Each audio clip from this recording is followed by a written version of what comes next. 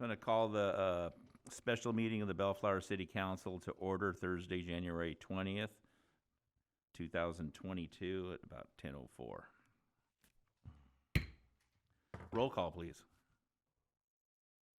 Mayor Pro Tem Santinez, Here. Councilmember Hamada, Here. Councilmember Coops, Here. Councilmember Sanchez, Here. Mayor Dutton. Here. Okay, public comments. Mr. Stewart, you want to read the fine print? Yes, Mr. Mayor, if I may read the protocols before we begin. Okay, yes, the Zoom, the electronic protocols. Thank you. Before we begin, please note that all public meetings will be recorded. When a participant logs in via their computer or calls in to join the meeting, their name and or phone number will be visible to all participants. Unless you are providing public comment, your audio will be muted and your video will be disabled. Persons wishing to be audience members to the meeting may do so anonymously. Anonymous participants, however, will not be recognized for public comment. Persons who seek to bypass the city's host controls will be dropped and blocked from the meeting. Thank you for your cooperation. Okay, Mr. Stewart. Yeah, this is the time set aside for the public to address the city council on matters listed on the agenda. Those wishing to speak on an agenda item must utilize one of the methods listed on page 2 of the agenda. You will be given 3 minutes to address the city council. Attempts to provide comment at times not designated on the agenda may result in the city dropping you from the meeting. Thank you, Mr. Stewart. Okay. Do we have any comments at this time, Ms. Clerk? Mayor, I'll give the public a moment to utilize the feature. I'm going to make a quick announcement. If you would like to speak, please use the raise hand feature. If by computer, it appears under the participants tab. If by phone app, it'll appear under the more button at the bottom right-hand corner. Or if by telephone, press *9 to raise your hand and *6 to unmute. You will be called upon in the order received. You can then unmute your microphone so that you can provide your comments.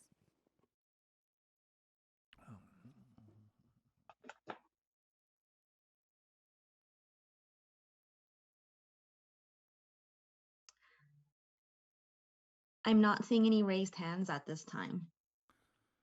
Okay, let's move on with item 4A, Mr. Stewart. This is consideration of possible action to conduct a public hearing to consider a general plan amendment and a mitigated negative declaration for the 6th cycle housing element and adopt resolution number 22-4, a resolution approving general plan amendment case number GPA 21-01, a mitigated negative declaration number MND 21-01, implementing the housing element update to the Bellflower general plan. And I think today I will introduce Ms. Corpus, our planning director, who will introduce the other players in this presentation today. So if I want to declare a conflict, now is the time to do it? Yes. All right, so I'm going to recuse myself. I have multiple properties in areas 1 and 2, so I've been advised just to stay clear and keep it clean. So I will dismiss myself, and you call me when you need me for the next item. So I have conflict of interest due to the properties. Okay. And while Councilmember Coops is leaving the dais, I'm going to go, I have a conflict for location 1 only. It's a property conflict, and I'll proceed on location 2. Okay. Good morning, Honorable Mayor, members of the City Council. For today's presentation, our housing consultant, Sarah Walker from National Core Renaissance, will be giving the first part of today's presentation, and then our planning manager, Rowena Janilo Concepcion, will finish up the presentation. Both Sarah and Rowena, along with our CEQA consultant, Eric Ruby from Incent Environmental, and another consultant, Dwayne Marita, have been working for months on this housing element. So we are pleased to present this to you today. And with that, Sarah is attending via Zoom, so I will turn it over to her. Thank you. All right, good morning. Can everybody hear me okay? Yes. Okay. Thank you so much for having me. And I apologize that I am having to do this over Zoom, but appreciate that you're willing to allow me to do so. My name is Sarah Walker, and I have been working with staff closely over the last year to update the housing element for the 2021 to 2029 planning period. Next slide, please. So just a quick reminder and Refresher for those that may not have joined us before, the housing element is one of 8 state mandated elements of the city's general plan. And it is the only element that is required by law to be updated every 8 years and certified by a state agency. The city is updating the housing element for the 6th planning period, which will cover 2021 to 2029. Next slide, please. So over the last year, the housing update has been a process of essentially 3 phases. In the beginning of last year, we conducted a number of community outreach efforts in order to identify housing needs, as well as to help us establish the goals based on resident and stakeholder feedback. And we also started drafting the individual sections of the housing element document. Later in kind of spring and summer, we were able to complete our public review draft, which was submitted to the state in July for compliance review. The state had 60 days to review the element and did provide us with a list of requested revisions. We were able to make those revisions and resubmit again in October and received a few additional comments in December. Thankfully, the list is getting shorter each time. So we are currently revising the housing element to submit the last couple comments from HCD. And we are hoping that our next submittal, we are able to obtain a compliance letter. While the document was under review, we worked on the CEQA document, and we're currently in the adoption and certification phase and plan to have it resubmitted back to the state for their final review, well, what we hope to be their final review prior to the February 12th deadline. Next slide, please. So during the update period, I did want to just mention that there were a couple new pieces of housing legislation passed, even since the last time that I was before you guys. Generally, what we are seeing is that the state is more focused on implementation of the housing element, and that cities really do need to plan for and incentivize the construction of affordable housing. AB 1398 changed the law to require that the city not only adopt, but also obtain compliance for their housing element in order to obtain avoid penalties. AB 215 requires that starting January 1st of this year, the housing element must post all drafts of the housing element for public review. And finally, AB 1304 provided some additional guidance on AFFH, which is a new section in the housing element. And the goal with AFFH is to take meaningful action to overcome patterns of segregation. Next slide, please. So you may remember what drives the update process is the Regional Housing Needs Allocation, or the RHNA. This process began up at the state, where HCD allocated units to the Regional Association of Governments, which was SCAG, for Bellflower. SCAG allocated those units to their member jurisdictions, and for Bellflower, for the 2021 to 2029 planning period, the city was assigned 3,735 units. These units are spread across 4 income categories, and the city is expected to show how they will accommodate their fair share allocation through their housing plan, as well as through the identification of appropriately zoned sites. Next slide. So today I wanted to quickly give you an overview on the final goals that are going to be included in the city's housing plan for the 2021 to 2029 planning period. The goals are supported by specific policies as well as program activities that are aimed at achieving implementation. So the first goal is to maintain and enhance the quality of existing housing and residential neighborhoods. And a few of the programs that are included underneath this goal were things like code enforcement activities, housing rehabilitation, and promoting energy efficient design. Next slide. The second goal is to provide a variety of housing types to accommodate special needs in all economic segments of the city. A few programs under this goal include zoning for senior housing, amending this density bonus and the second unit ordinances to ensure compliance with state law. Next slide. The third goal is focused on removing and mitigating constraints to housing production and affordability. This included programs such as expediting or prioritizing proposed affordable housing developments, establishing objective design standards in compliance with SB 35, and updating the zoning code to ensure that the city is consistent with state requirements for special needs housing. Next slide. The fourth goal was to provide equal housing opportunities and affirmatively further for housing for all residents. including those with special needs. A few programs include reasonable accommodation procedures and funding workshops and services through the Fair Housing Foundation of Long Beach, and also supporting nonprofits that provide job training and other anti-poverty strategies. Next slide. And finally, the fifth goal is focused on enhancing the quality of existing neighborhoods through to identify adequate sites to achieve a variety of housing. And this included ensuring that the city has the appropriate amount of parcels available that are zoned appropriately to accommodate the RHNA, and also encouraging lot consolidation and marketing any surplus properties that the city owns.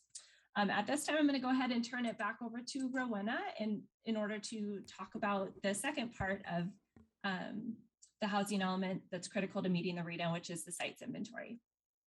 Thank you, Sarah. As mentioned by Ms. Walker earlier, as required by California law, the map before you was prepared to identify adequate sites that would allow for and facilitate production of the city's regional share of housing units. The identified sites are located within what is referred to in the staff report and the housing element as housing opportunity areas. Generally speaking, the housing opportunity areas consist of about 300 plus parcels with approximately 125.9 acres in total area. And as you notice on the map, 4 of the housing opportunity areas are along Bellflower Boulevard, specifically within the TOD specific plan area, while the remaining 7 are spread throughout the city, with them being located within major corridors of the city. And in the staff report as well, the housing element on pages 195 through 197 and pages 274 through 295, specific descriptions and discussions regarding these HOAs are actually provided in those pages. In selecting those areas, they were based on several factors, including lot sizes, the appropriateness of possible lot consolidation, current development, whether they're underutilized lots or not, as well as access to transit services and amenities. The benefits of a certified element. One, the city would then qualify for certain grants and fundings associated with state infrastructure bonds, capital improvements, CDBG, and home funds. Also, possibility of having the developers have available funding through the state, and also avoiding lawsuits and fines by having a compliant housing element, and also facilitating growth in the community by incentivizing or allowing for developments of additional housing within the city. Our next steps, today we presented to the City Council. We are hoping to complete the revised housing element and submit it back to HCD by February 12, 2022. And following that, have a certified housing element. Just to add, as of the writing of the staff report, staff did look into the HCD's website to see where other agencies or cities are as it relates to the status of their housing element. And as of that writing of the staff report, of the 27 gateway cities receiving, none of them have received HCD certification. 12 cities have not submitted yet. 14 cities are only on their first round of submittal, and only the city of Bellflower has submitted and received comments and now working on the second draft to resubmit to HCD. This concludes presentation. If there are any more questions, we are available to answer them. Thank you, Rowena. One second. You gotta write my thought down.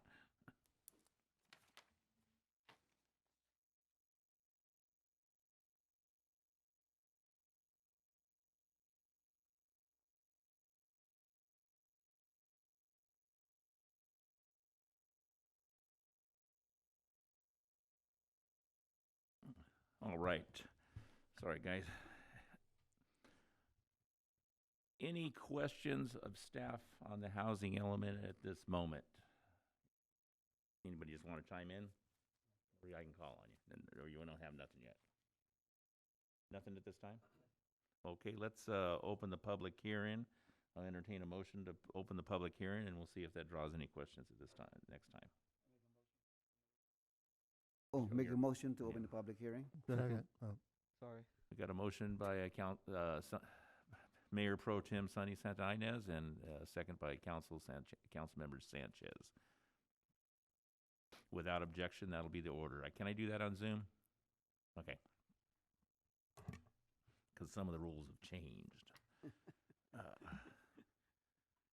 Mayor, I'll Okay. give the public a moment to utilize the feature. Thank you.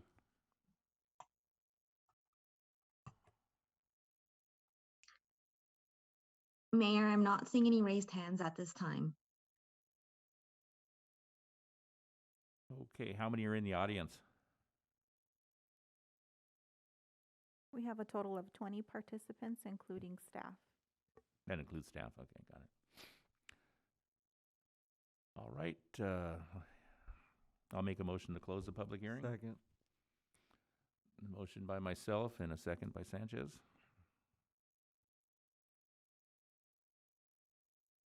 Mr. Mayor? Yes. Mr. Sanchez, got a question for staff? Yes, please. You're on board. All right. I'll start off with some of the general questions. Well, first off, I'll start off with a compliment. 596 pages. Congratulations to you all.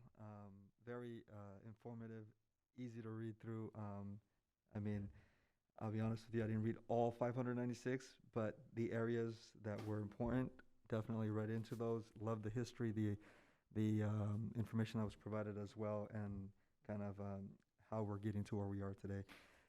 So with the first question being is on page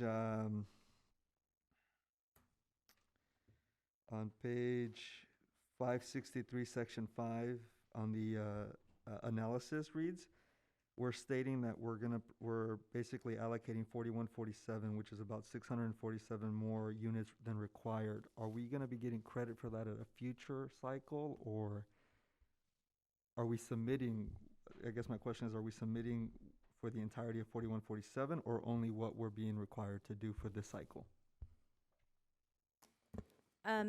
The buffer, we created basically a buffer for those adequate in identifying the adequate sites in the event that there are sections of the area that actually do not develop. If the units are in fact built within the cycle, which is 2021 through 2029, we cannot get credit for anything following that cycle.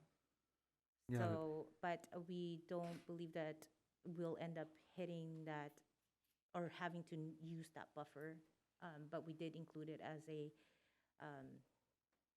a way to just make sure that we don't end up being on the negative side of the 3735. in other words, you're creating opportunity, more flexibility within the city to allow for developers to come in and hopefully build those requirements. Okay, that makes sense. I understand that then. Okay. Councilmember Sanchez? Yes. And if I can add to that too, I believe you mentioned a number 4147. Mhm.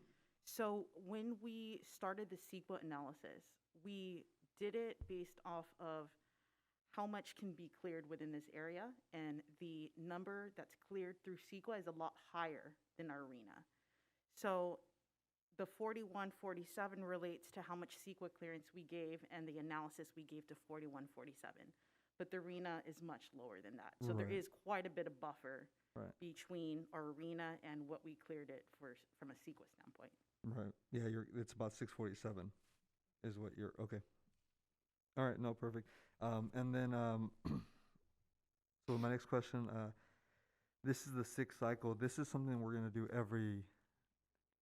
basically periodically, right? Is it every 5 years? Or It's every 8 8 years. Every 8 years? 8 years. Okay, very good. I did want to have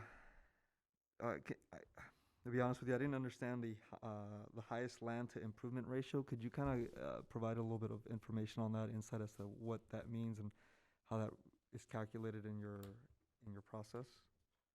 That analysis was prepared by our consultant, so I would defer to our Okay. consultants. Ms. Walker, if you could chime in on that. Yeah, so the land to improvement value ratios are something that we look at in order to kind of try to identify parcels that make the most sense, that may be underutilized in some way. It's just one of those factors. The information that we used was actually assessor data. And so often, what we're looking at, we're looking at the reported improvement value, and we're looking at, the assessed land value, which in many instances is much lower than what market value is. Very good. Thank you. Thank you for that. Okay. I did want to just throw out, I like that you guys included in the report a lot of the information that you provided to the community throughout your outreach, especially your FAQ on page 267. I just want to compliment that. It was a good read as well. So I'll stop here. The rest of my questions are more pertaining to each individual area, so I'll kind of stop here for the general stuff. Thank you. Thank you, Mr. Mayor. Thank you, Councilman Sanchez. Who wants to go first? Mr. Hamada, go ahead. Thank you, Mr. Mayor. First off, again, thank you, staff, for undertaking this enormous and always trying task. I've been through this, and I know where you're at, and I think I've lost track of the cycles, the number of cycles I've been participating in, and again over the years. But it's there was a lot of interesting points that came up, and I was surprised to see that we're the most densest city in this area. That was a point that was amazing to me. But when it comes to the tracking, some of the numbers that were in the document, they're not fully up to date yet. Because was the Serrano project in that credit yet, and so on? Was it in there, or was it? It wasn't in there. Trying to just. They took it off the assessor's information, so it's not included. Yeah. Councilmember Hamada, it is actually in there to receive credit for. Oh yeah, it will be. Yes, so within this planning period, the 2021 and 2029, Yeah. because they're building within this planning period and finishing within this planning period, we already accounted for the credit for those All right. units. Yeah, that's what I was, As well as a couple hundred more. Correct, yeah. So yeah, the that's right. things that are under construction right now, we're already getting credit for All right. towards Yeah, our there RETA. was a number. All right. Just wanted to be sure. Again, we are looking at a number of opportunity areas. Yet, practically this entire town of residential area is an opportunity area.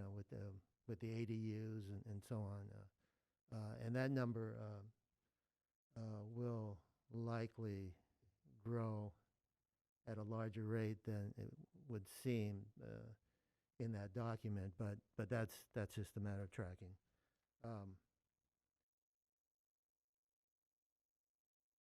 There was a couple things that popped up in my head. There was a map that made reference to the TCAC HUD opportunities, and it talked about, I think it was under a section of education, and it seemed like it only made reference to the Bellfire Unified.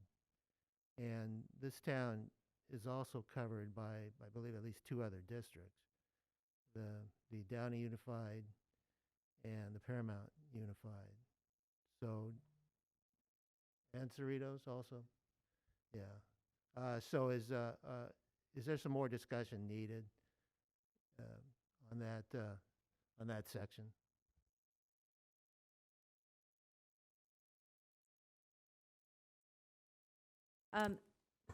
At this time, more likely the reason why it was limited to BUSD because the HOAs are primarily in the BUSD area, but we could definitely work with our consultant to see if we are to, or if we need to include the other school districts.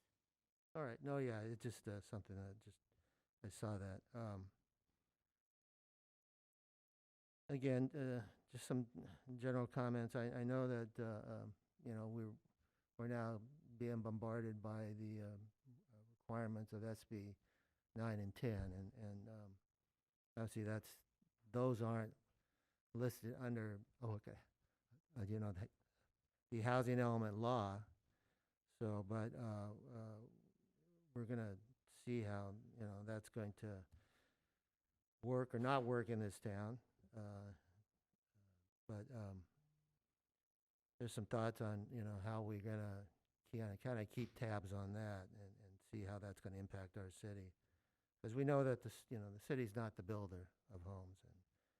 And again, under the circumstances, you know, the dictates of the states. And I think I mentioned it before from a prior SCAG meeting, and they had Cal Berkeley do a study on you know, SB 9 and 10, and you know, now the new battle cry was, you know, give us tools, not rules, and so it's something that going to be on the long run. Yeah, we're not yet sure. When the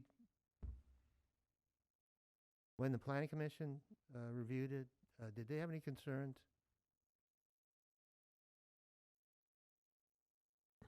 I don't, You don't recall any? from, we went to Planning Commission in December, and I don't recall any major concerns.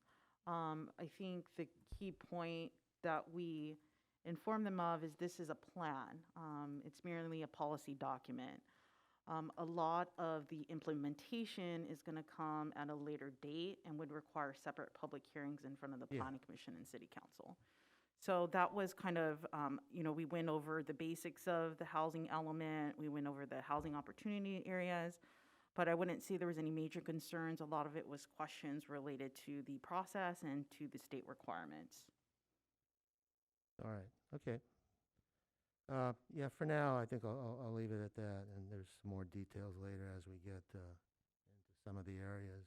But thank you. Okay, thank you, Mr. Mayor. Thank you, Councilmember Hamada.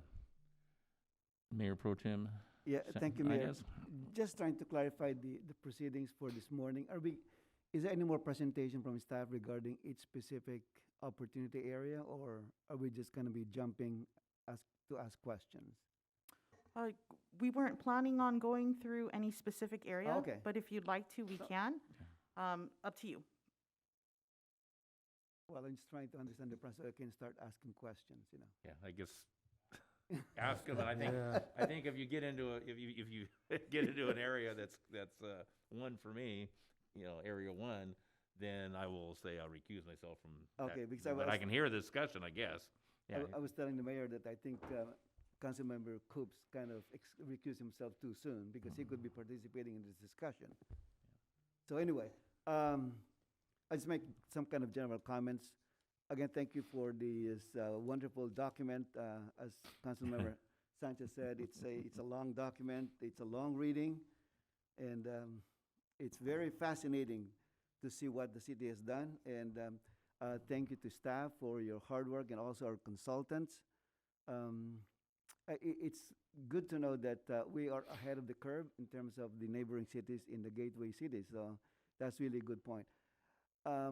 One question I have is, I make a comment here. In the revised resolution, I'm assuming that the city attorney added section 7. Is that correct?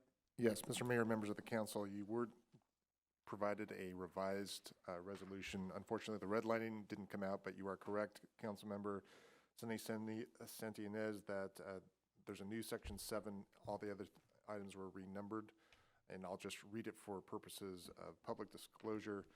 The revised section 7 reads as follows: delegation of authority. The city manager is authorized to make clerical corrections, minor technical changes, and other non-substantive edits to the housing element in a form approved by the city attorney to ensure the housing element receives final certification from the state of California. Unless substantive changes are required, no additional city council action is required to ratify such changes. The intent there is to allow for some polishing on the housing element in case there's another back and forth between HCD staff and your planning staff. And so that way it doesn't have to go back for another public hearing as long as they're the types of changes that were mentioned in that language. Happy Well, to thank you answer. for adding that because I have a number of edits which I will not ask anymore, and I will just submit them separately to our Director of Planning. For example, let's say on page 170, table 5-3, it doesn't mention about if the unit's exactly number 6. It's less than 6 and then 7 or over. An example of the edit. So I'll give you a separate list later on. So, all right, good. So we can save time on that. One of the things that I'm looking for is, in terms of the goals and the program, I didn't see anything that's addressing the lack of permits.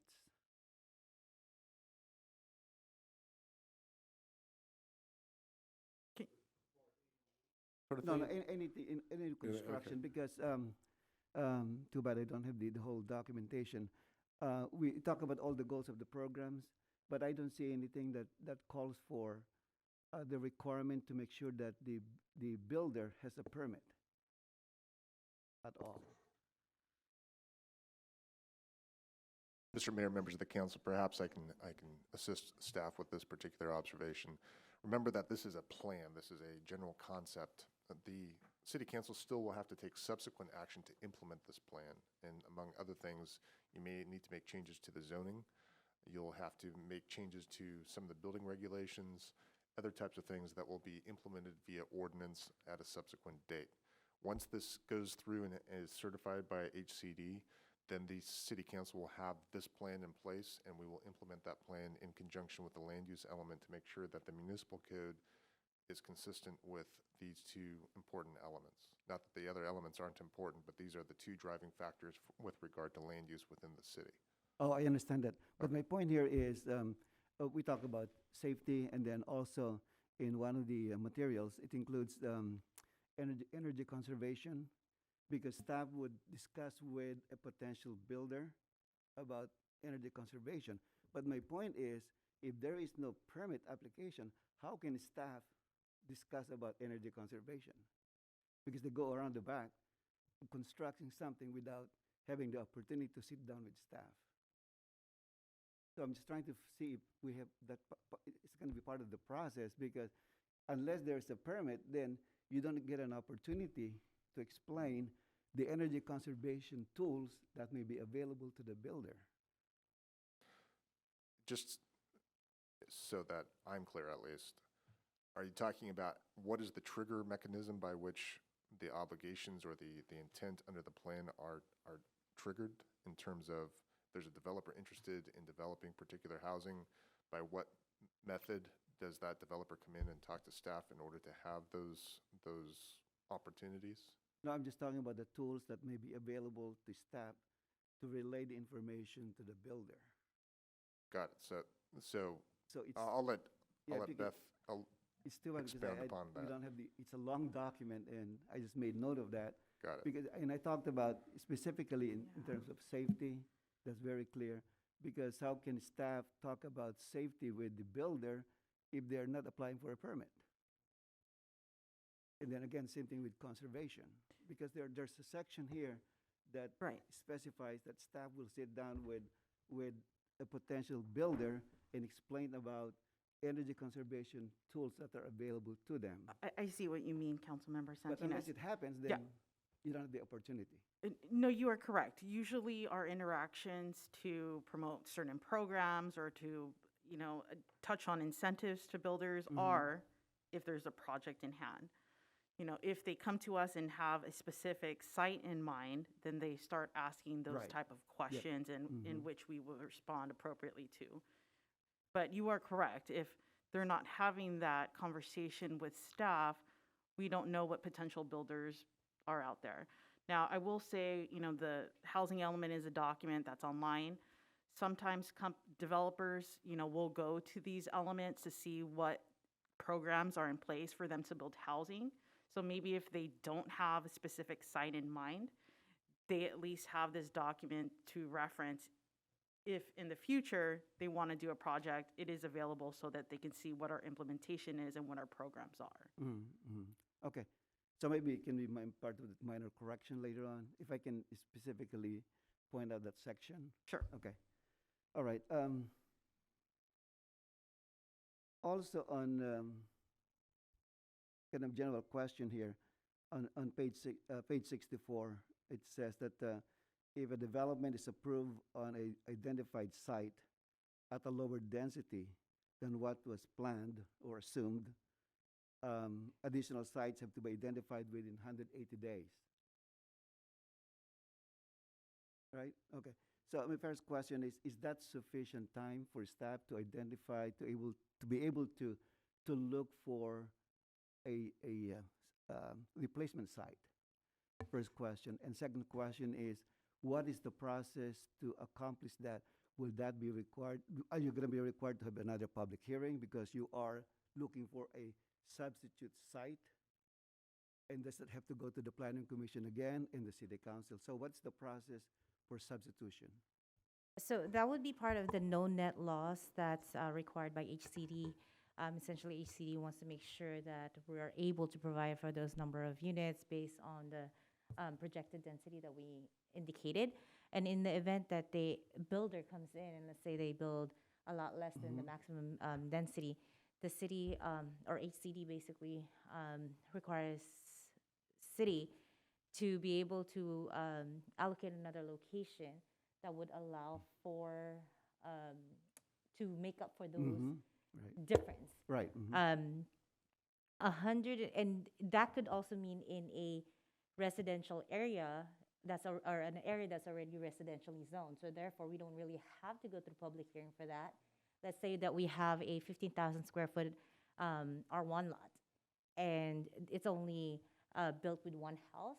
That lot is considered underutilized, and if the only difference is 2 units, the fact that that R1 lot is now able to produce, or rather able to be built with 2 additional units, that basically puts us in an even category where there's no net loss. Right, but what about if, let's say, the development, the area, for example, let's say the area by the train station, that's a significant number of units. And let's say the number of units that was proposed by the builder is a lot less dense. So let's say you have to find another place to kind of make up for that loss, okay? So what's going to be the process to do that? The city could argue that we have enough residentially zoned properties where those, the difference in unit could be allocated to. Because although, sorry, go ahead. Mr. Mayor, members of the council, I think to answer your question, council member, it depends on the circumstances. And the reason it depends on the circumstances is we can play hypotheticals, but there may be some circumstances, as I think what you're alluding to, that we may need to amend the housing element in order to accommodate the change in density in various parts of the city. That's what I'm getting at. What Correct. is the trigger to kind of come up with a major revision? The trigger is since we're playing with hypotheticals, let's assume that one particular area is designated for 500 units and it's only built with 100 units. Well, that's a 400 unit difference. And more than likely, given the size of the city, we're going to have to go back to the drawing board and figure out where to distribute those other additional 400 units. And under those circumstances, we'd again have to go through most likely an environmental process to make sure that those 400 units met either the intent of the underlying CEQA document, and if so, then we'd have to move forward with an amendment to the housing element, which that would also have to be reviewed by HCD to make sure that it continued to be in line with what the government code requires. Yeah, So that's what I'm getting at. That's the worst case scenario. Exactly. So what's the trigger, though? What's the trigger? Is it a certain percent, certain number? Who decides? Because going to this process is very expensive. It is very time expensive. consuming. So I'm just trying to understand what would trigger that. Correct. It's like a toothpaste tube, right? If we're squeezing on this side, what's going to happen on this side? And I guess the only way I can describe it is if you have the cap off and it's pouring out the other side, that's when you're going to have to come back to the city council. There is no bright line that I can give you. The only way that I can describe it is if there's a worst case scenario like that, Staff is going to have to sit down and see if the units can be distributed elsewhere within the confines of that existing housing element and within the confines of the existing zoning. And if it can't, then it's going to have to come back to the city council. But I can't tell you that it's going to be, well, 25% or 50% Oh, or so there's no 500 specific units. guidelines from HCD, you know, in terms of this change will trigger. Well, there is an annual reporting requirement to HCD for how we're on track with regard to meeting our RENA requirements. And so HCD does have oversight over, to some extent, what we're doing within the city. And when I say we, as the council already knows, we, the city, we don't build units. Yeah. We simply we reduce the barriers for those units to be built, and we process them as efficiently as we can. But at the end of the day, it's private property. Each one of those developers can make its own determination whether or not it makes sense to build as many units as was anticipated by the housing element or not. So that's a very long explanation for, I think, what was a simple question, so I apologize for that. That's okay. I'm just trying to understand because, as I said earlier, going through this process is very expensive and time consuming. So I want to understand in the future what will trigger that for us to go back to the drawing board and make this substantial change. And anyway, Councilmember Santinas, if I can also add to it. So we knew about the no net loss requirement. We actually planned for a little bit higher than our arena. So arena's set at 3735. We're a little bit higher than that in terms of how many units we've identified, how many sites and units we can accommodate for. And so if a development comes in and it's less than the required, we still have a buffer. And our consultant could provide numbers if you like, but we do have a buffer. Once we go over that buffer, then that is when we'll need to see if there's additional sites to accommodate these units. Yeah, okay. But All we right. do have a buffer in there. We're not just at the minimum 3735. Yeah. Yeah, if it's okay for me to add, a couple things too to note. We've identified these sites. That's a critical piece of, the site's inventory and accommodating the arena, but you also do any units that are built even outside of the opportunity areas do get credited. They do count. And also just in doing our sites analysis, we've already identified some additional areas that could, would not even require rezoning. They've already been evaluated by CEQA that could be added. So I think that staff is definitely prepared for this type of scenario should it happen. And also confirm with me if my assumption is correct, that let's say if there's another development outside of these areas, then that's going to count towards our RENA numbers. Absolutely. Okay, so Any housing So- units, whether it's in the housing opportunity areas or not, we get credit for. Yeah, okay, very good. All right, Mayor, that's my general question for now. Thank you. Thank you so much. Okay, it's me. What was, so I get it, this is a little bit of history, and I know we were talking when we started this project early on, I think we were hoping to get like 1,000, I think, was it 1,000 number? Was that the number somewhere around there? We picked some plan or something like that, and then Southern California Association of Governments gets this, for lack of better terms, application or what we decided or whatever, and they put 3,700 and some units on us. The previous cycle, what was our house count then? The last cycle, we only had 2. 2, that's what I thought. I remember that. I think that was, yeah, 2, after a meeting of, because I think we used Cerritos as an example. They got like 13 and we got a bunch and they kind of fixed it for us. But I think we're getting paid back now for the 2 of the last cycle. This is like the third housing element that I've been on, and it's so long that you forget, and it comes back to you. It's, riding a bicycle is easier to recall. I keep fogging up here. And so my other question is, do we get housing count for our shelter? I don't think I've ever asked that before. None, really. We do not. We do not. Not even one? Because it's considered, I believe, Temporary. transitional. Transition. Yes, Yeah. we don't get credit for But that. there's always people in it. There's not a box we can check or something. Yeah. Oh. Yeah. Okay. So it was the last year's count was 2 or something like that. How did our count this time compare to our surrounding cities? We're up there. We're a little I on the think higher level of most of them? Yes, we're not the high, at least in the gateway, we're Uh-huh. not the highest, but We're medium? yeah. Medium, yeah. Some cities got a lot higher than us, like in the 7,000 range. Long Beach got over 20,000. Yeah. So the gateway got hit pretty hard, to be Mhm. quite honest, Gotcha. with these units. And Gotcha. we are one of the most densest areas in LA County. Yeah. So unfortunately, some of the methodology that they use to predict or to determine how many units we have to deal with accessibility. And because there's several freeways around us, there's job opportunities, we were hit quite hard. Hard, yeah. And then with, I would guess with the new governmental or our government's legislation that's been coming down the pipeline to local governments on top of that. That's all my questions. I get it. I understand it. Great for as electronically challenged with a PDF as I am. I had some coaching and got there. Yeah, the presentation in that form was good. It was better than the big old thick book that we used to get. Other than that, I think our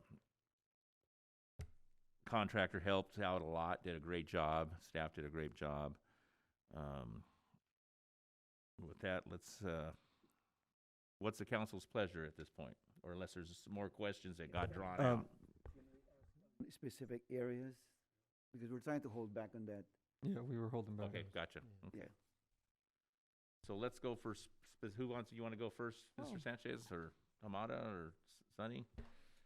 Well, let's go by area so that we can Okay. recuse if necessary. Okay, well, that's easy for me. Yeah. Let's just start with Area 1. Anybody There you have go. any, and let it be known that I am conflicted on Area 1.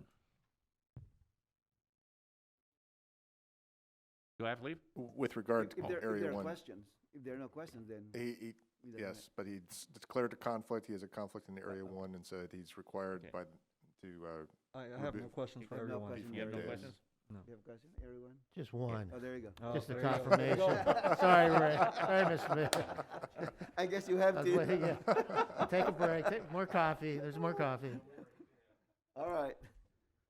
Just a quick one to staff. Just a confirmation. The proposed density for that area was 30 per acre. That's the Kmart site. Yeah, 30. 30. Was it 30? I can answer the question, yeah. Yeah. Okay. Thank you. Yeah, it's Councilman. 30. I thought I saw 30. On page 62, it's 30. Yeah. All right. And my That I know.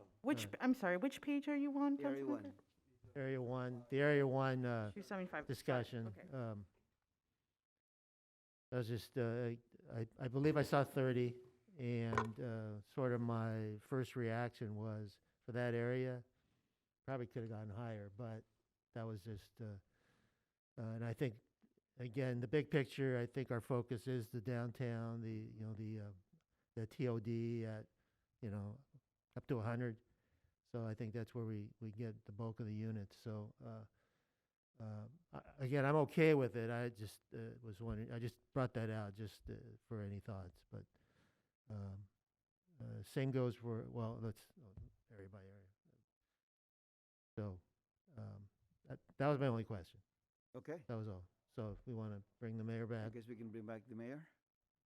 That was easy. It's 30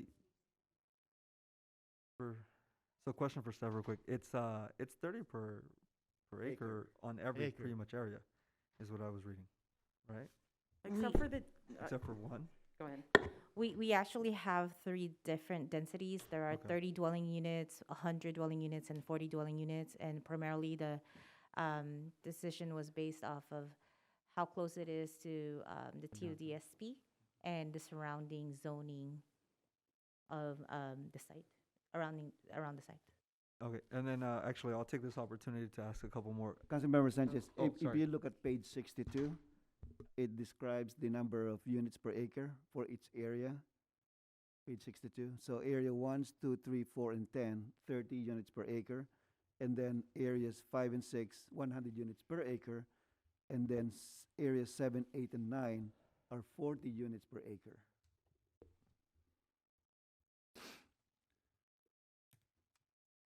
Thank you. I suggest we do area 5 so that, area 2, Area 2, okay. so that Councilmember Coops can join us after that.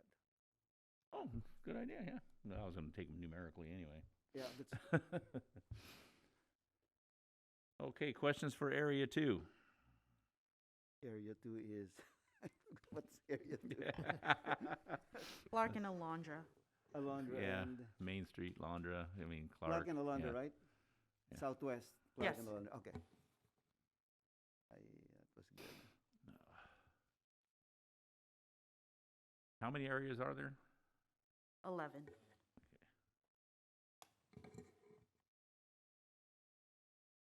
I have no question on area 2. No questions on area 2? Should we get Coops back in here then? There you go. Okay, It works. yeah. He's gonna come in here flying blind though. Okay.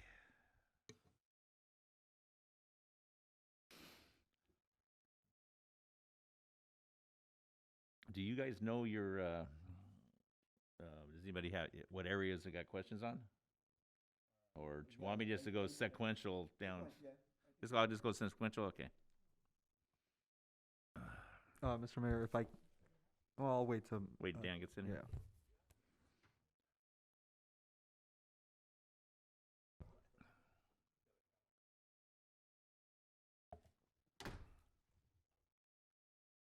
Councilmember Coops, we blew through areas 1 and 2, so we're righteous now.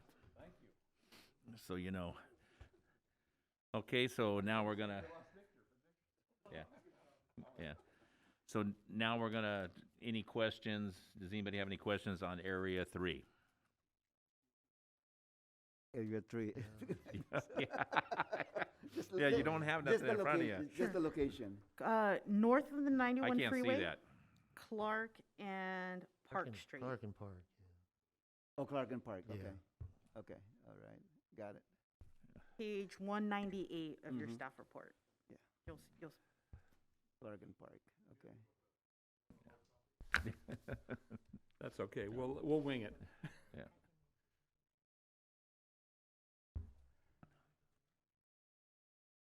I'm okay with that. Okay. Oh. Yes, Mr. Mayor, if I may ask a question Yep. on this one? Mr. This Sanchez, is go Area ahead. 3, correct? Area 3, yes. On Area 3, Clarkton Park. That includes the south west part of that area, correct? Correct. That car wash and everything else? Okay, perfect. Yep. Thank you, Mr. Mayor. Oh, I have a question there, Mr. Go- Mayor. Go So right ahead. that includes the motel, right? It does. So Yes. realistically, what are the chances of the hotel being part of this development? It's up there. I mean, there's also could be the possibility that that motel be converted to residential. Oh, okay. And it's a conversion, larger okay. site, so that's why it's Okay. included in the inventory. Because it's kind of it's not really that old. It's probably was built in the 80s, I think. Right. Yeah, okay. All right, very good, Yeah. thank you. Okay, we good with 3? Let's move on to area 4.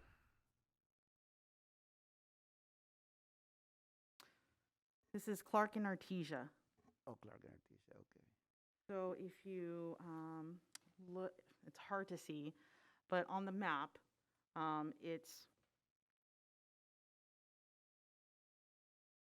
it's in a light yellow, and it encompasses both the north side, the south side, the east, and the west of Clark and Artesia.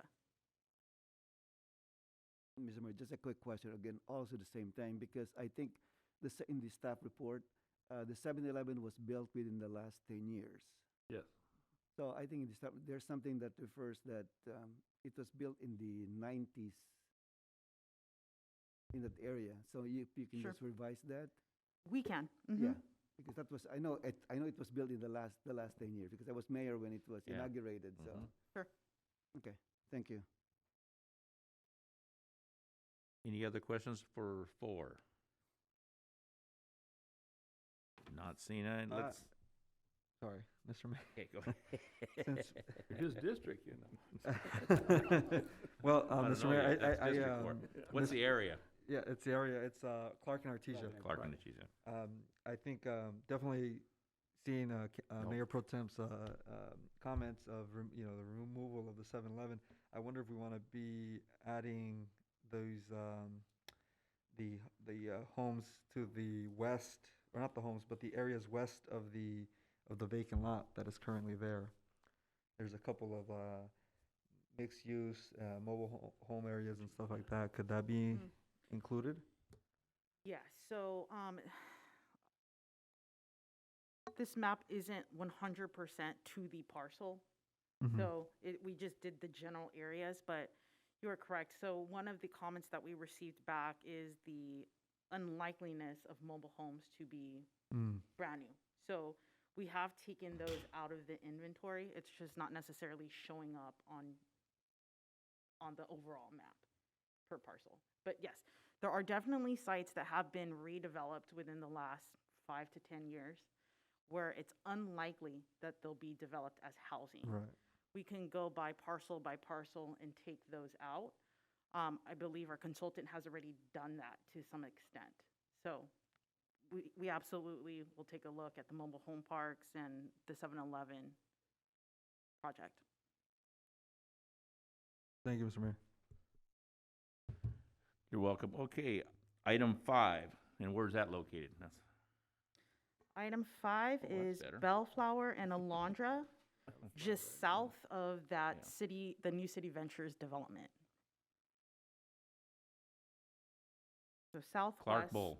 Clark and Alondra. Bellflower and Alondra. Yeah, Clark. Clark Bowl. and Alondra. Clark and Alondra. Yeah, Clark that and would- Alondra, yeah. It is Bellflower. No, Oh, Bellflower and I'm Alondra. sorry. that's area 2. I'm sorry. That's Area area 2. 5 is Bellflower and Alondra. Okay. So this is the Smart and Final area. And to the west of that, the Aldi.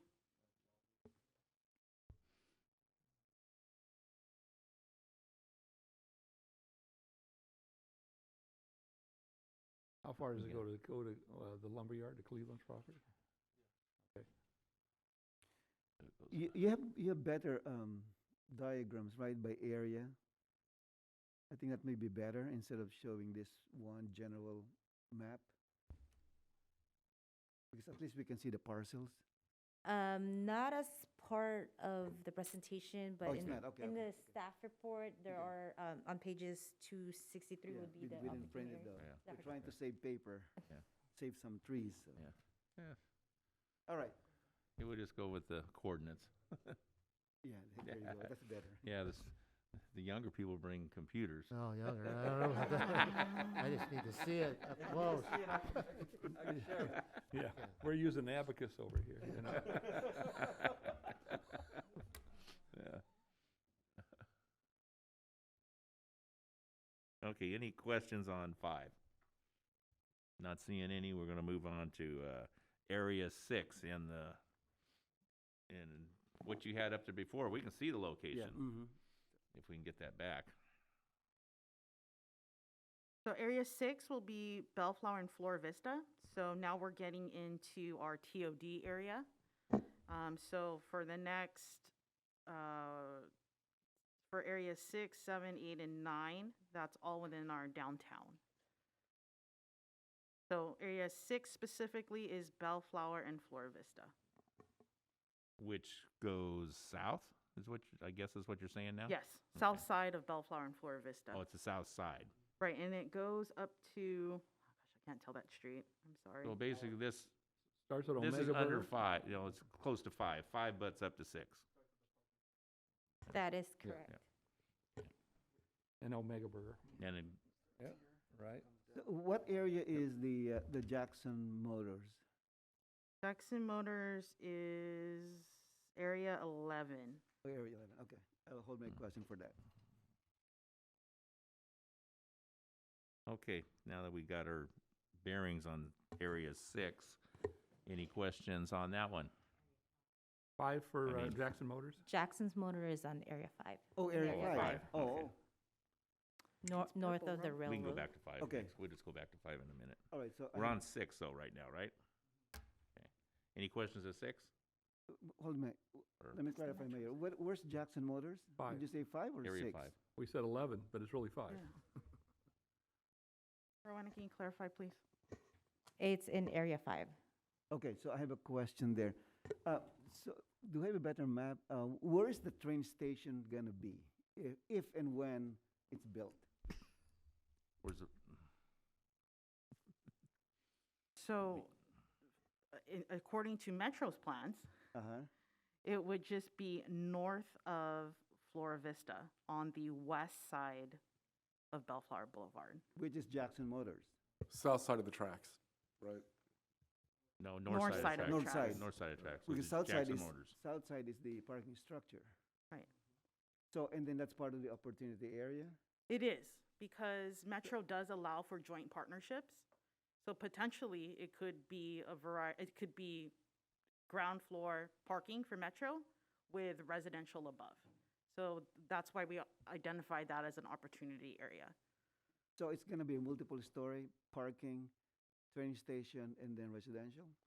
The It plans could don't- be, Is The that how plans you don't show envision that yet, though, right? We It haven't does seen- not. Yeah, right. no. Plans show ground level surface parking, but they do allow for joint partnerships with residential development. So Okay.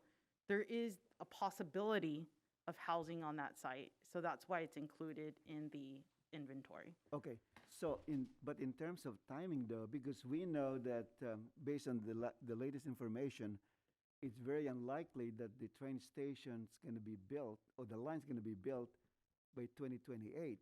And arena is good for 8 years. So my question is, how realistic can we expect to have housing in that area within the 6th cycle? I see what you mean. Yeah, the property owner may sell it. Yeah, to a I still developer. think it's, I Well, still there's no think train it's station a yet. reasonable and viable option for housing. So, again, this is just an overall plan of where we can put housing. If it in fact gets developed without housing, that's still okay. We're still covered under our sites. But more realistically, though, is it will not be developed yet within this cycle because of the train station. Most likely will not happen within the next 8 years. So that's my concern. It could happen later on if the station is built. There's a good chance. But for right now, Or if the current property owner decides to build on it. Yeah. What if this developer came in and ordered a boatload of money to the thing and just says, I want to build a 5-story building there? Just for the record, I do know that a residential developer offered an unsolicited bid for that parcel just 2 months ago on that. So the developers are kicking tires on those parcels up and down the boulevard there. and how many units are we allocating in that area? I believe this is our most dense area. Give me 1 second. For Opportunity Area 5, estimated housing potential is about 1195 units. 1195. Okay, that's huge. That's I'm a third of what we That's a needed. lot. Yeah, I'm just saying that I think it's really prudent for us to think about a replacement area just in case at this point, because it doesn't look like. We don't need it, Beth, right? If it doesn't develop during the cycle, we still can meet the threshold with the other areas, correct, on this? I'm not 100% certain. We'd have to run the math on it because we are planning these areas at the highest density, which is 100 dwelling units per acre. But So- the presumption for development, was that predicated on the actual construction of the train, or was that an independent assessment of that site? Independent assessment. So I don't know that it's linked, Mr. Sananez. I think that we're good to go ahead and go with it. Yeah, on this well, one, I'm saying we just have to think about it, Right. Just think about it, just in case it doesn't happen, so we have something in our back pocket, so to speak. Oh, yes, absolutely. I don't want to make the change now, no, because we can present the way it is. But Yes. in our plan, keeping in mind that this may not happen, so at least we have some kind of substitution that is ready, Yes. just in case it doesn't happen. Very good chance the world's gonna look very different in 8 Yeah. years. I mean, it's like, yeah. Okay, that's all I have, Mr. Yeah. Mayor. Thank you. Good point, though. Staff, on the map there, the small map, looks like you have to, The you have one to we can't adjust, see? yeah. You have to adjust the black line to include the Jackson and the, what's north of there. Doesn't show it. See you see the outline? It doesn't outline Jackson in it. So just that's just a cleanup. Yeah. Right. Still in the inventory though. We can make that correction.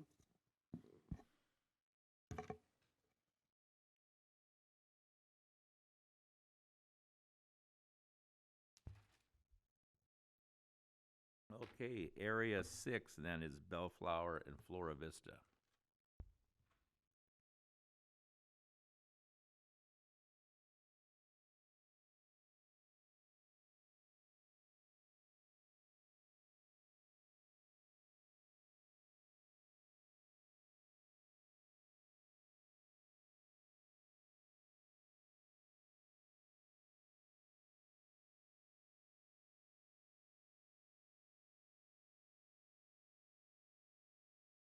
You good, Mr. Sanchez? Yes, sir. And Hamada and... Yeah. Okay, let's do Area 7. And if you could recite the location for that, please. Area 7 is Bellflower and Flower. Bellflower and Flower to the 91 freeway, so a good portion of our Okay. TC area.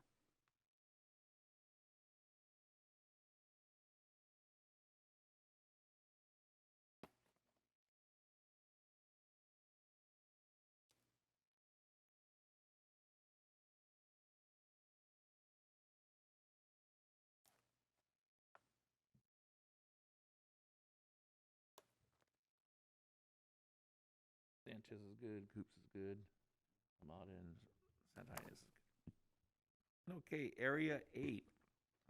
Area 8 is Bellflower and Artesia.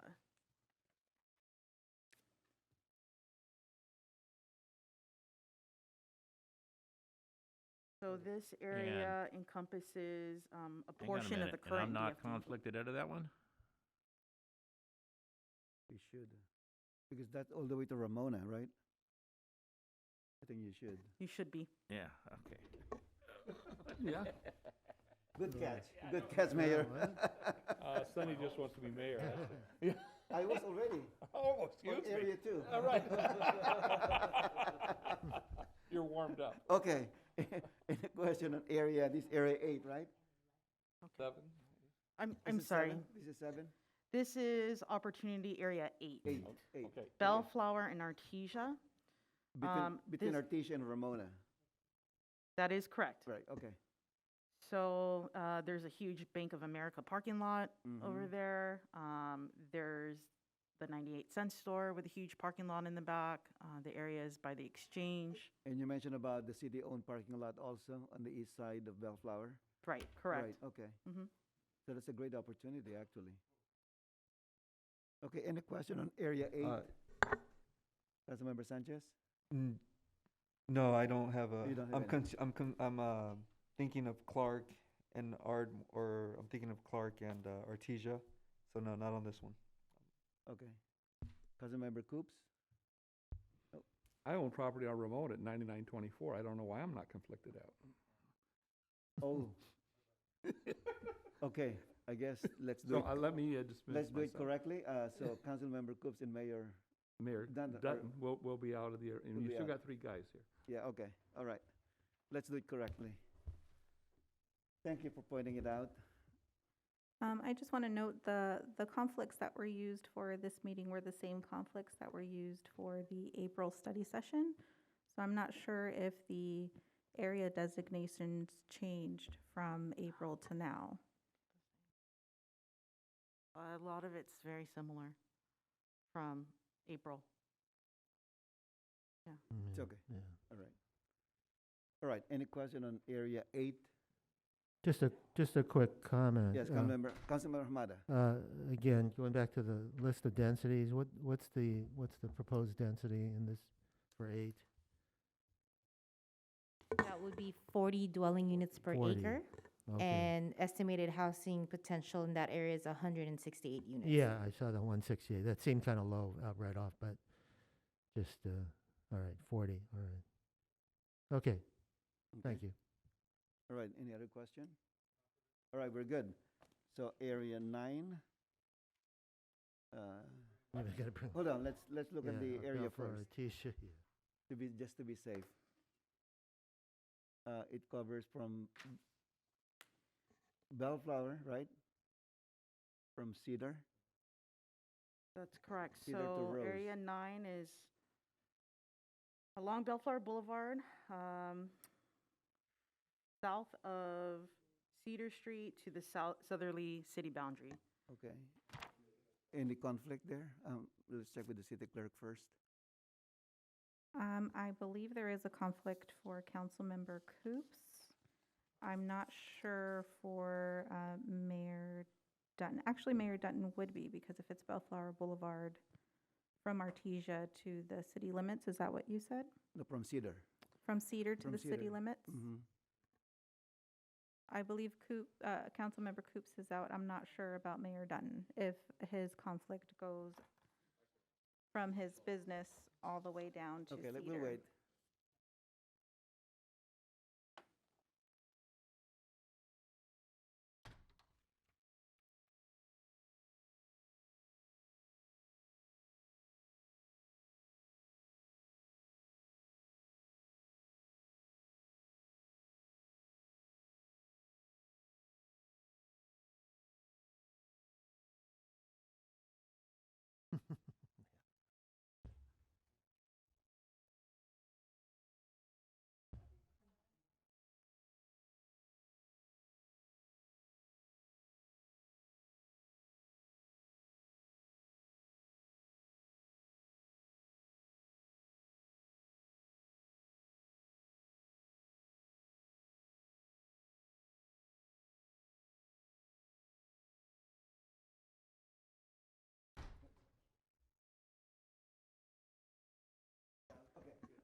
All right. Area 9. Any question on area 9? Just a minor correction here. The description says Bellflower and Artesia. I think if you can change that to We will. Bellflower Yeah. and maybe Rose, because you Mhm. already have area 8 as Bellflower and Artesia. Sure. Okay. And I think Rose will be more descriptive. Any question for area 9? All right, we're good. Okay, hold on. Area 10. Let's confirm first. What's area 10? Area 10 is Lakewood and Artesia. This is the Stater Brothers Two site. brothers. Okay. Oh, that's good. We're good. Okay, thank you.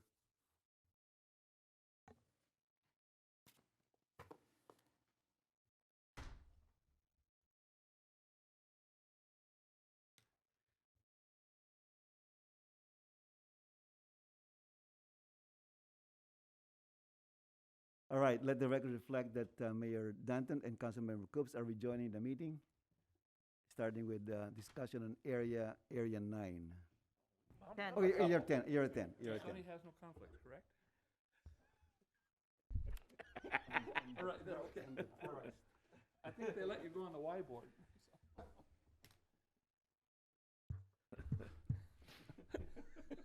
We're on 10, right? Yeah, 10. Okay. All right, area 10 and the location, please. Lakewood and Artesia, former Stater Brothers site.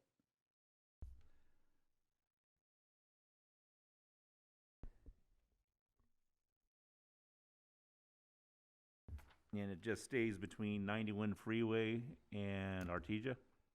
So it's just the Stater Brothers Yes. site from Virginia to I'm Lakewood. sorry, and it goes a little bit east of Virginia. Okay, a little bit east, okay. Oh, okay, I can see why. Yeah, the recycling center. Oh, yeah. National lumber. My favorite. Yeah. Mr. Mayor, if I may. Yes. On this one, I was interested as to the number of the potential. We have 199. I feel like it's such a big site, especially the Stater Brothers, to have a potential of 199. Can I just get some background on that as to? But right now, this area is at 30 units per acre. We could definitely increase the density, the higher density to get Would additional that units. increase the likelihood of something happening? Yes. Then Mhm. if, I mean, I would recommend that if my colleagues would agree with that, that kind of a process, a thought process, I guess. Can I recommend that? Sure. Beth, what do you recommend, going to 40? It's currently at 30. We could do 40. How many acres Can are it, That acre. 13. can it be split? That'd be a good idea. Can it be split to just do the Virginia and East? Yes, if you would like, we could do that. So lower that's density residential area is east of why. Virginia, and then higher density west of Virginia. Is that what you're looking for? Yeah. No, Sure.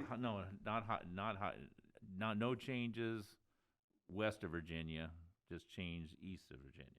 That's what I would be thinking about. If not, I wouldn't be interested. Yeah. Leave it And the way Mayor it is. Dunton, east of Virginia at a higher density. Yes. Okay, got it. 'Cause right now it's all 30 per acre, right? 30. So we can go, I'd recommend 40. There is R3, I believe it's R3 zoning Mhm. just to the Right. north. So we could go higher density east of Virginia at 40 dwelling units per acre as opposed to 30. There's got to be And keep in mind, R3, Almost the 3 max acres there. density in R3 Yeah. is 22 units per Yeah. acre. That Mr. would Mayor, work. how many acres are there east of Virginia? I don't think I have that Okay. data. My guess offhand. would be almost 3. It's three. it's 2.5. Thank you, sir. 2.5. Okay, so we're adding 2.5, basically 10 times 2.5, 25. 25 Should we million. go more? I mean, it's that kind of ripe there. For I don't know. Well, unless you go multiple story though. Yeah. Well, Mhm. it'd have to be multiple story. Yes. It would have to Mayor. be. In considering the density or increasing the density, we also have to be mindful of the environmental document that was prepared, that Mm. we don't exceed that Oh. 4,000 plus units. Got it. So Mayor, if you want to give us a density, we can see if it passes, and then we, Well, let me see what my colleagues are. That was just my opinion. One guy here. Well, I mean, I for I me, think it was a great idea Mr. Sanchez had. I think 40 is sufficient in that area without, 40 per acre. Yeah. And give us and that will be give us 25 more an than. additional 25 yeah. more. No, that oh, would, I see. I can live Yeah. with that. Yeah, 25 sounds Yeah, reasonable. mhm, Yeah. I mean, this site to me was similar to somewhat like Kmart. The Kmart site was sizable, and it was 30. And I know this is freeway frontage, and No. I'm hoping more for They want east. if it's a mixed use, then the commercial component would be more sizable, hopefully. But I'm okay with bumping up to 40. I thought, well, then maybe thinking back, Kmart might also be a possible bump up too, just a slight if that. But it's more set in the residential area. So, but I think what's on the table right now is increase the density of east of Just east. just east east of of Virginia. Virginia, Alright. which that does include the Stater Brothers. All right. Okay. Well, if that's the clarification, then You're okay with Yeah. 40 an acre? I'm okay with that. I think Yeah. Mayor. Mayor, Yes, Rowena. Just a point of clarification on the relationship between the acreage and also the density or the maximum number of possible units in that area. The reason why the potential number of units are a lot lower in comparing to how large this site is, because HCD limits us at a assumption, and that assumption right now is at 50%. So basically, even though the lot size is so large, HCD questions when we do note and say, oh, it's going to be built at its 100% capacity. So they basically just tell us likelihood it's going to be built at 50%. If you assume that it's going to be built at 80% or higher, they require the city to actually go through an in-depth analysis and trending that would support that that site is very likely to be developed at the higher capacity. So I just wanted to point that out. That's a double-edged sword. So- So you try to do the right thing with this, And then because there's we the all know that overstanding. area, Yeah. and that would be a perfect place. Great idea. We can still We can- increase the density. Yeah. It's just that know that HCD is more likely to say, okay, even at that density, you're very unlikely to max out on that. So- Oh, they build-out. want realistic to So- get your numbers right. Okay. All right, so on that note, Mr. Mayor, if I may comment, then it would still benefit us to increase the density, even if they only accept half of the numbers. At least when we go to implement the plan, we're saying we're gonna allow for more. correct? Yes, but I just wanted to make sure I point out why there's such a big area and Yeah. we're coming out with such a lower number of unit. and No, that's I the understand reasoning that. We're I trying to keep a understand that. community, that's why we're spot zoning. Right. And I'm trying to create, I'm trying to create Right, a reason for developer to develop that corner there. That's been a problem for us. So is it staff's recommendation? Is it okay to do it, or you're saying we met or not, it's too much I would hassle? say, I believe I'm hearing the direction is to go higher on the east side. Mm-hmm. We can certainly do that. We do have some other things that we have to check. Like, Okay. for example, we have to Okay. make sure we're not gonna run afoul of our CEQA document. And then if so, we can report back or Okay. keep the density that we're at if there is an issue. Okay. But at least with this direction, we have marching orders on what you would like. You could give the staff direction that if it doesn't run afoul of the CEQA numbers that we have, then we just go ahead and implement it. If it Yeah, does, then we that's where I was revert gonna back to go. the 30, yeah. So That way we don't have to bring it back. That way- it 40. appears that we're all in I'd run 40. consensus with that. So if there's no hurdles and staff recommends it, you got our blessing. So that'll be Got it. included in the motion in the second, I'm sure. Mr. Mayor, just a question to staff. Since we're going to be changing the density on east of Virginia, will that require us to create another area? No, No. because we're okay. actually going higher. Yeah, I know, but it's separate, it's different from the Oh, I den- see what you mean. density on number 10. Yeah, and that's more administrative, so we can make that change. Okay, Yeah, all right. we can create another area to identify that specific Yeah. site. And my other or comment also sites. is, I think one of the things that I'd like to see is not pure housing. That's why I agree with the 50% assumption, because what I want to see is mixed use in that area, because if it's whole housing, then it's not really good for the community also. Sure. So, just a comment. Thank you. Okay, item 11. Okay, so this is actually the Bellflower Or Station. area So 11. this is the site. I'm sorry, so this is the site that Metro is proposing this station. So it's 11. Went from 5 to 11, back to 11? So my comment pertains to item The same. area 11. Yes. So let the record reflect. From 5 to 11. Okay. You want to reiterate your comment? No. Okay. I asked the question Okay. already. No, we got that figured out. Just to put a note that we will have to revise Area 5 because it's also outlined in Area 5 as well. So just to make sure that we're consistent with the zoning map and Oh, the it's Oh, not I see. twice, huh? Okay, so it's double. Overlaps. We might be charged double dipping. Yeah, we could get, yeah, they would do that to us. Oh, yeah, they will, they will.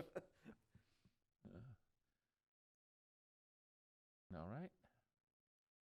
Is that all our areas? Because we have no questions on 11 now. Those are all the areas. Okay. Okay. Mr. Mayor, if I may, Yes, can we bring back Area 4? we can bring back Area 4. Area 4, if my notes are correct, that is Clark and Artesia. Thank you, Mr. Mayor. So on this, on Area 4, I was hoping to see if we can have a conversation about possibly adding a, if you look at the, can you put that on the big screen? I get to use this for the first time, let me see if it works. No, Oh, that's a the light. flashlight. That's a flashlight. So Look at that. Yeah, put it in Jeff's eyes. Yeah. So you see this right here? It's not included currently, but this is a former motel that was, revoked. The guillotine. Yeah, what was it called? The guillotine. The motel. guillotine. Guillotine? All right, before my time. A lot of welcoming, chopping, yeah. a lot of chopping went on there. Sounds a little scary to me, but Yeah. Well, you don't know what goes on there. currently this is, being utilized in a manner that should not be. It's a problem for us, and I'm hoping to see if we could add this into this so that hopefully we can create some kind of a incentive or create an opportunity for it to be developed.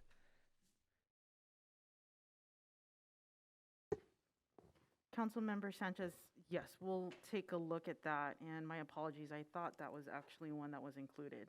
So we will definitely take a look at that, and I do agree. It is a good area, or a good opportunity area for housing. Yeah.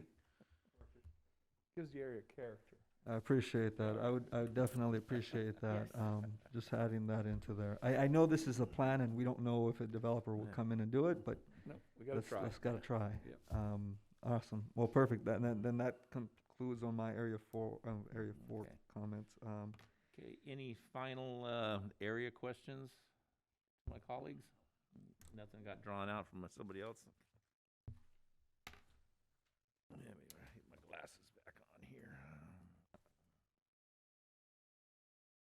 Just so no smoking. Mr. Mayor, I do have two at-large questions that whenever I get a chance, if I can ask them.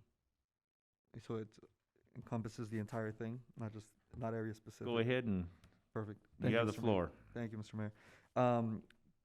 The first one is clarification purposes and really for the public. What we're doing today, it's a plan. And we are proposing an overlay zone, and this is for clarification for those who own any sites that may be N1 or CG, commercial. This actually allows them for flexibility. It's not imposing them or creating or switching them from M1 to residential only, basically, right? They have more flexibility. They're going to be able to do either residential or commercial, depending on their zone. Is that correct? Councilmember Sanchez, so you're correct. This is just the overall plan. Now, in the plan, we identify sites and come up with the amount of density that can be accommodated to meet our arena. In relation to the overlay zone that you mentioned, that is anticipated. Right. It is going to be scheduled at a separate meeting. So the first part is to adopt our plan. Implementation will then come, and that's when we go into the rezoning. So likely a lot of the sites that are within these housing opportunity areas, staff would be recommending overlays. And in the case of the overlays, the base zone stays the same. So if it's M1, it stays M1. But you do have the ability and the flexibility to build it as residential with this overlay. So there would be the benefit of both M1 or residential or mixed use.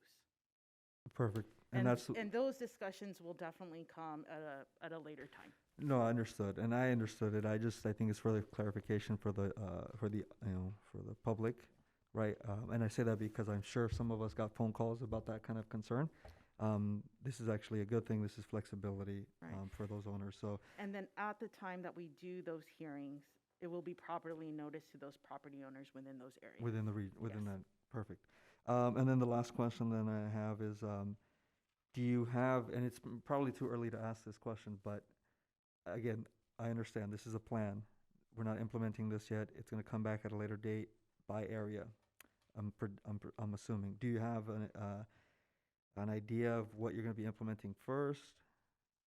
Sure, good question. I think because we just recently did the TODSP, the Transit Oriented Development Specific Plan, which area encompasses most of the downtown, the town center district, and we have new development within our downtown, that would be highly likely that would be our first opportunity area to implement.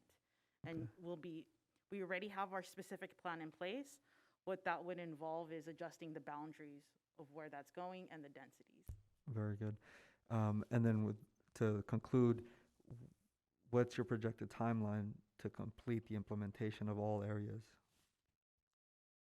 Well, if we get it certified, we have up to 3 years. I Okay. don't think it would take up to 3 years, but I just want to say that's our maximum we get. If we don't get certified, we have to do everything within a year. Oh, wow. Okay. Good to know. So I can probably say for sure we will do the TOD SP within this year. I mean, the likelihood, it looks like we'll be certified.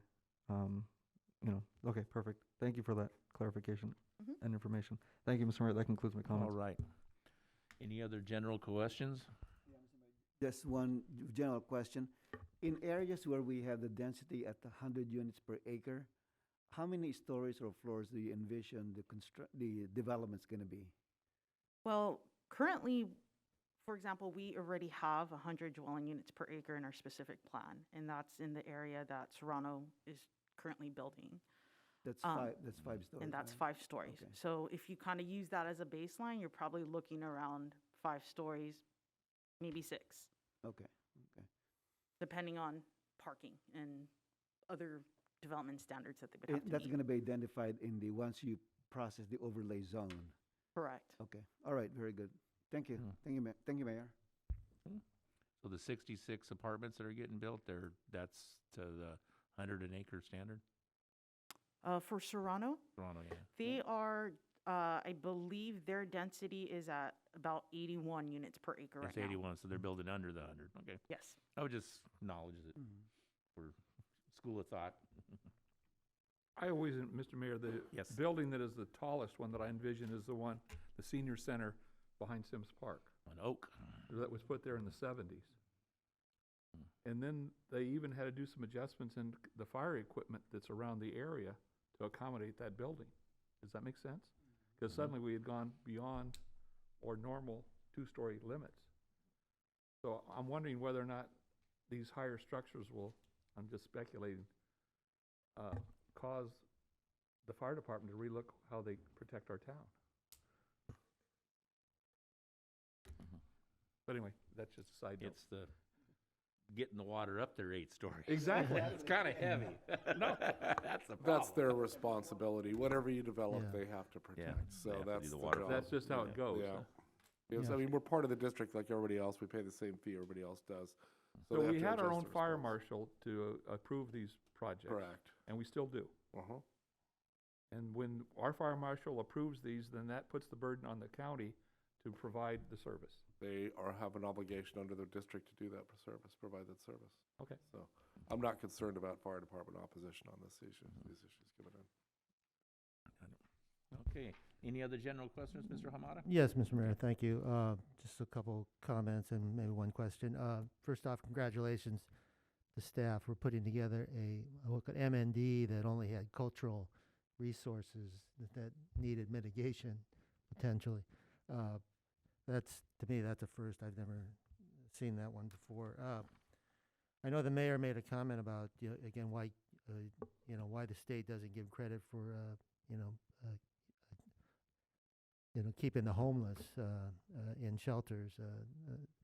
Something else pops in my head about when we have programs that keep people in their houses, we don't get credit also, and it's maybe some food for thought for the state to consider that when there are ways to keep people in homes, be it some funding, whatever it is, there should be some kind of credit for that. One particular, I did spot the first time home buyer program, which I think was listed to be I think close out. It wasn't going to be renewed because of the costs and the limited funding, and also the requirements are pretty strict. And would that even apply even for like affordable housing, if it was used somehow when people are getting into affordable housing? Would there be opportunity there, or is it you would anticipate the same strict requirements that will We'd have to research that. Yeah. Can we get back to you on that? Yeah, Just- yeah, of course, that was just threw that out. All right, very good. Okay, thank you, Mr. Mayor. Thank you, Mr. Hamada. Okay, if there's no more discussion,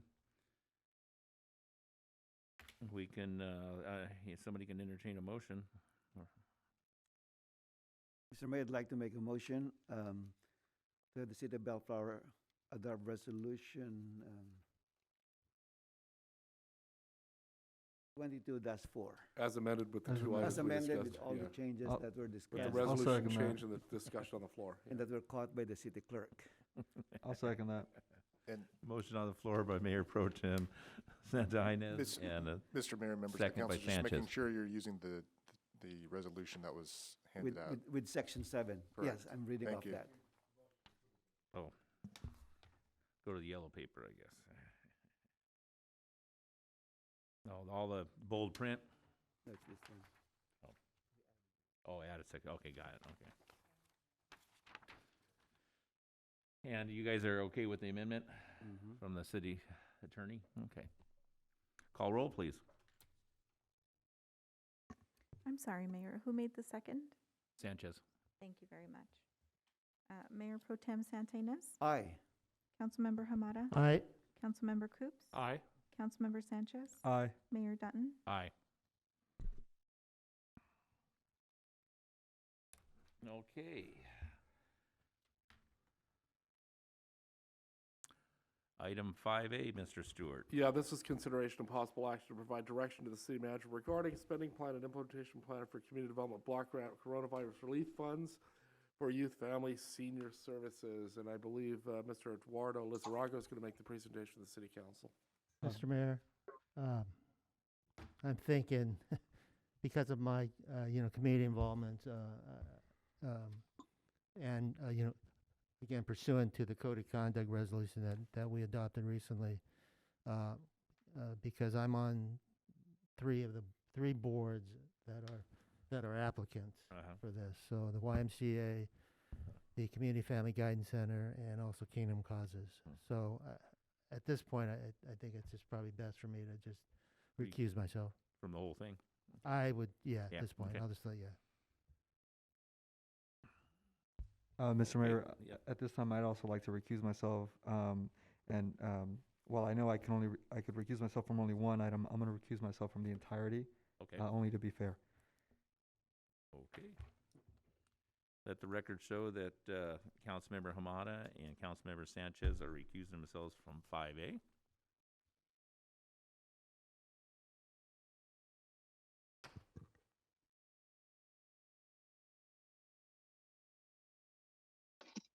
All right, Mr. Okay. Lizarraga, anytime you're ready. Thank you, Mr. Stewart, for the introduction. Good morning, Honorable Mayor and members of the City Council. As the City Manager mentioned, staff is seeking the City Council's direction on a spending and implementation plan for $150,000 in available Community Development Block Grant Coronavirus Relief Funds, or CDBG-CV, for youth, family, and senior services in Bellflower. As a quick overview, the Coronavirus Aid, Relief, and Economic Security Act, also known as the CARES Act, made funding available for local governments to prevent, prepare for, and respond to coronavirus. No. You on a speakerphone? No, it's a computer. These funds can be used for a variety of COVID-19 related programs, such as a food insecurities program, an emergency resident relief program, or a small business assistance program. At the June 28, 2021 regular City Council meeting, the City Council approved the fiscal year 2020-2021 annual action plan substantial amendment to reallocate $825,784 in available CDBG-CD funds that were remaining from the Emergency Resident Relief Program. Out of the $825,784 that were reallocated, $150,000 is designated for community services to assist Bellflower youth, families, and/or senior citizens who have been negatively impacted by the COVID-19 pandemic. Is there a After City PowerPoint Council, that goes with this? not for this item, no. I'm sorry to interrupt. Eduardo, your audio is coming in and out. Okay, Could you maybe speak a little closer to the microphone you're using? thank you. I'll try that. Thank you. Is he in the building? Oh, he's not.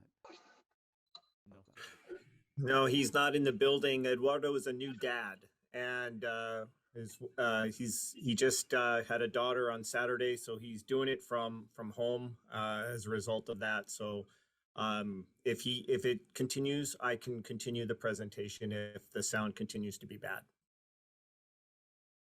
And there's no PowerPoint. Nope, this is okay. a verbal. Okay, got it. Thank you, Jim. After City Council's approval of the substantial amendment, staff sent a notice of funding availability to 6 local nonprofit providers of community services, and we received 4 applications back for funding by the deadline. Staff received proposals from 4 organizations: Community Family Guidance Center, Human Services Association, Kingdom Causes Bellflower, and Los Cerritos YMCA. Staff reviewed the submitted applications and determined that the activities proposed by Community Family Guidance Center, Human Services Association, and Los Cerritos YMCA would be eligible for funding based on CDBG-CV rules. These 3 eligible proposals combined represent a total of $144,800 in requested funds. With that, our recommendation today is to provide direction to the city manager on how to expend the available $150,000 in funding to deliver community services. Should the city council authorize the city manager to enter into CDBG-CV subrecipient agreements with the 3 responsive providers, staff recommends that the remaining $5,200 in available CDBG-CV funds be distributed evenly among these 3 grantees, as long as each grantee can demonstrate that the use of the additional funds would comply with CDBG-CV rules and requirements. If the city council provides direction to extend the application period and solicit proposals from additional local and regional nonprofit providers, staff has prepared a list of additional local and regional nonprofits that would be invited to submit proposals for community services in Bellflower and be given a period of 3 weeks to submit proposals. That completes our presentation, and Jim and I are available for any questions. Thank you. Thank you. Okay, my colleagues have any questions to staff? Yeah, Mr. Mayor, let me just start off in here. It's a comment because, first of all, thank you, staff, for working on this. It's kind of similar to what you did for the business in Bellflower in terms of the business assistance program. But I was totally surprised that only 6 organizations received the NOFA. And I didn't want to reinvent the wheel, so I just went to our city's website and look at the public service agencies that could possibly qualify. And here the organizations that I think could have qualified. For example, let's say Serving Children and Youth. We have Caring Connections. We have the Children's Clinic, and of course the YMCA. For food distribution, we have St. Bernard's, we have St. Dominic Savio, and then the Human Service Association. And then for homeless services, we have Little House. For senior program, we have the HSA, of course, and the Senior Citizens Club. And the senior housing, we have a lot of senior housing in Bellflower. And I don't want to start naming any specific housing, but we have a lot. And also we have the Southeast Los Angeles Special Olympics. And of course, how about the Volunteer Center of Bellflower? So my philosophy is I want to give to more organizations to benefit out of this funding. Because the more organizations benefit, I think the city is going to be better off. That's my philosophy. So from where I stand right now, I would like to extend this application and then solicit applications from this organization, which is already in the website. You don't need to recreate the listing. It's already there. So anyway, that's my comment, Mr. Mayor. You hit the nail on the head. You said everything I wanted. What about you? Would you like No, to and extend it? I agree wholeheartedly. I think we need Okay. to allow for Okay. more to participate. Okay. I have no problem with Give the them three another that are shot. still in the mix, but I think that we need to include others if possible to have a better continuation of the program throughout the city, just not with three entities. But I don't want to say that I'm against any of the three that are there. They're all bona fide good people. But we need to expand, and let's put this on the 3 or 4 week program to see what we can provide.